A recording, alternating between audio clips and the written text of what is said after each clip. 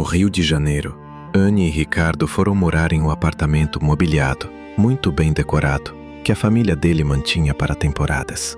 Era um daqueles apartamentos antigos e amplos, típicos de outra época, localizado em uma das ruas mais famosas de Copacabana, quando o bairro ainda representava o verdadeiro glamour do Rio de Janeiro.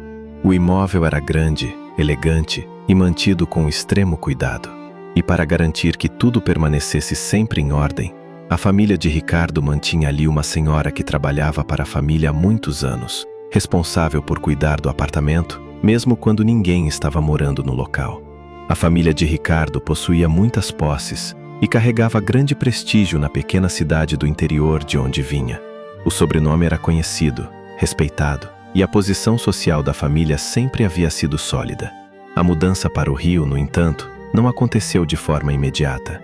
Antes da mudança para o Rio de Janeiro, Anne e Ricardo passaram um período vivendo na casa dos pais dele, em uma cidade do interior muito próxima daquela onde Anne morava com a mãe. As duas cidades praticamente se tocavam. Em alguns pontos, bastava atravessar uma rua para já estar em outro município. Foi ali, nesse período, que Anne passou a conviver mais de perto com a família de Ricardo e começou a observar, ainda que de forma sutil, as dinâmicas que cercavam aquele ambiente familiar. A distância entre aquela região e o Rio de Janeiro era de cerca de 140 quilômetros, trajeto que mais tarde fariam quando decidiram se mudar para Copacabana. Quando finalmente se mudaram para o Rio de Janeiro, parecia que uma nova etapa da vida estava começando. O apartamento em Copacabana simbolizava uma espécie de recomeço, uma tentativa de construir ali uma vida própria, distante das turbulências que haviam marcado o período anterior. Mas, por trás daquela fachada elegante e daquele endereço privilegiado, algumas tensões começavam a surgir de forma quase imperceptível. Pequenos sinais que, naquele momento, Anne ainda não conseguia interpretar completamente. Logo após a mudança para o Rio de Janeiro, Anne começou a procurar trabalho.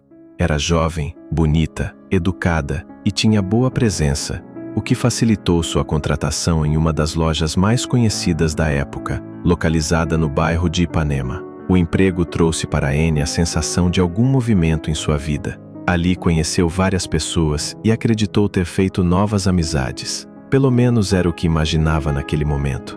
Mais tarde compreenderia que muitas daquelas pessoas não eram exatamente amigas, mas presenças passageiras, algumas até perigosamente falsas. A rotina de Anne passou a ser extremamente restrita. Sua vida resumia-se a casa e trabalho. As saídas aconteciam apenas na companhia de Ricardo, que fazia questão de levá-la e buscá-la todos os dias na loja. Naquele momento, tudo ainda parecia normal.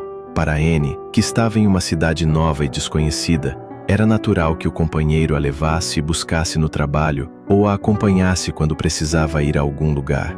Se queria ir à praia, ele ia junto. Se precisava resolver algo ou sair para comer, ele também a acompanhava. De certa forma, aquilo ainda lhe transmitia uma sensação de proteção.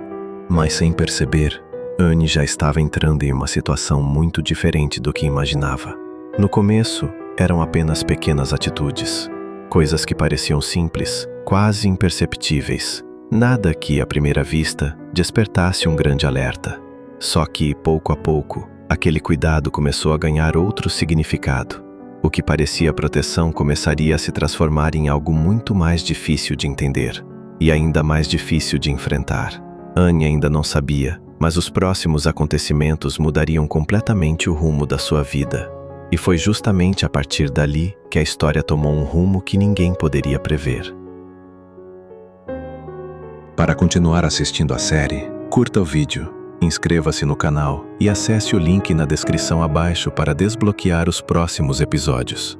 Obrigada pelo seu apoio. Te esperamos lá.